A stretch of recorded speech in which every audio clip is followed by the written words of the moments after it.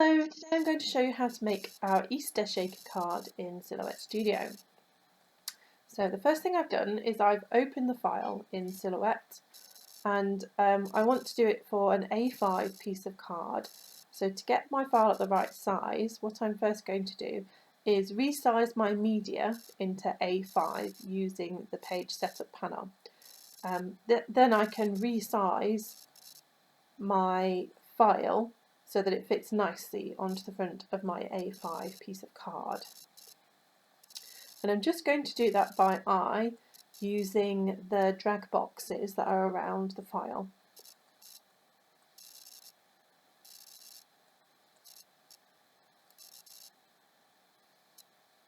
And when it looks about right, which seems to be about there, what I'm going to do is then make a copy of it, because I'd like a backing piece as well. So I'm just going to use the keyboard shortcut Control-C and Control-V, and then I'm going to right click and use the Release Compound Path option that you get with the Business Edition. If you don't have the Business Edition, if you select your file and then use the Point Edit tool to delete all the points within inside the file, you will get the outline. Okay, so now I've got my two pieces. I want to resize my media to A4 because I'm going to cut from an A4 piece of card. Okay, and I just noticed actually that my canvas is also A4. Now it should be a 12 by 12 because that's the Silhouette Cameo is what I'm using, so I'm just going to resize that as well. And what that allows you to do is you can now also select the larger media sizes. So I now have 12 by 12 as a media size option. Now this is useful if you've got the large 12 by 12 accent papers or card. Now I want to fit both my pieces onto an A4 piece of card, so I'm just going to resize my canvas to A4. And now what I'm going to do is I'm just going to use the tools that you get from highlighting the objects, just to navigate my objects around the card so that I can get them both to fit into an A4 piece of card.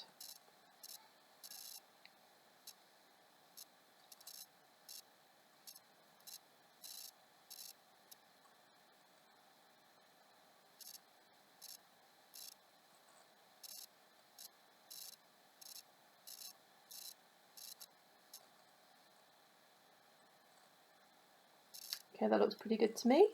And then I've sent it to the Silhouette software, the Silhouette machine, just using the plain cardstock cutting settings. Now what I would like to do is I'm just going to make another copy of that background piece so that I can cut two windows from the acetate. Again, I've just used the keyboard shortcut Control-C and Control-V, and I'm just using moving them around on the page, and I'm going to send. So you would normally end up in this screen, and you can use the drop down menu and select acetate. Now for some reason I need to upgrade the software. I think I've got a little bug and it won't show me the settings, so the workaround for that is to just use the line screen and input your settings manually. Here we go. Okay, so all the bits and pieces that you will need are here. So I've got my double-sided sticky tape, I've got some double-sided foam tape, I've got my pre-cut pieces that will make the shaker part and the acetate piece. I have got my accent papers and some card, and I've also got my sequins that are going to go in the shaker part of my card. So for information about all the materials I'm using, see the comments. Okay, so the first thing I'm going to do is I'm going to assemble my shaker card. So for that I need my cutout piece, my accent papers for the back, I've got just a bit of card to to mount everything on, and the clear acetate. Okay, I'll show you how I'm going to put all those together. So I'm just going to glue this onto the back of there. So when you're choosing your accent papers, make sure it's something that gives you a nice contrast to the window part of the shaker. So I'm just going to use a normal Brit stick to put these together.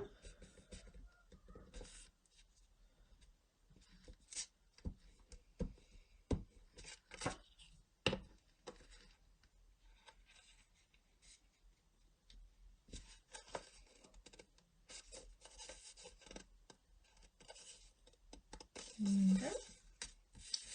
And then I'm going to glue my acetate onto the back of the window.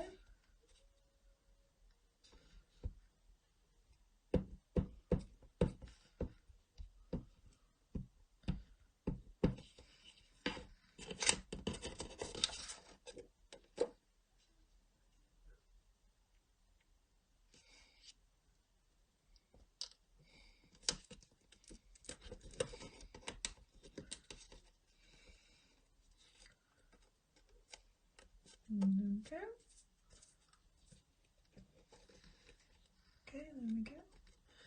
And then what I'm going to do is I'm going to take my double-sided sticky tape and I'm going to stick it all the way around the edge. Now it's a bit thick, so I'm going to have to cut it in half first.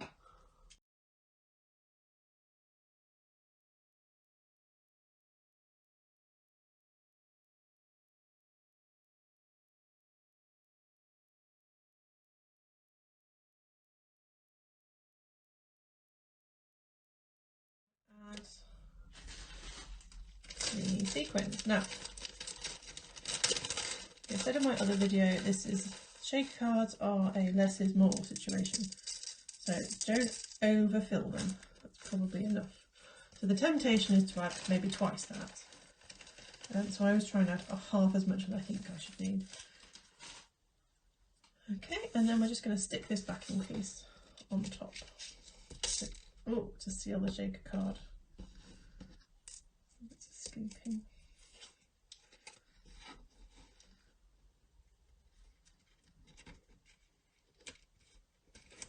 Okay, there we go. And that shapes quite nicely. There we go.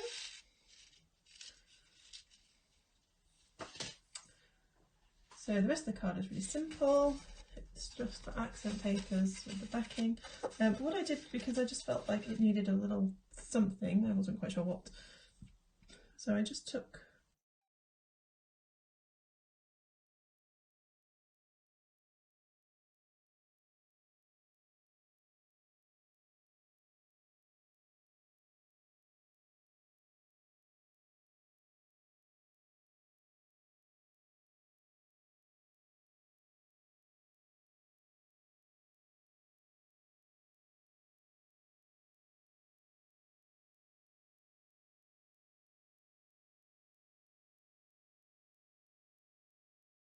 make sure it's all nicely stuck down. There you go. Little Easter shaker card. Thank you all for watching.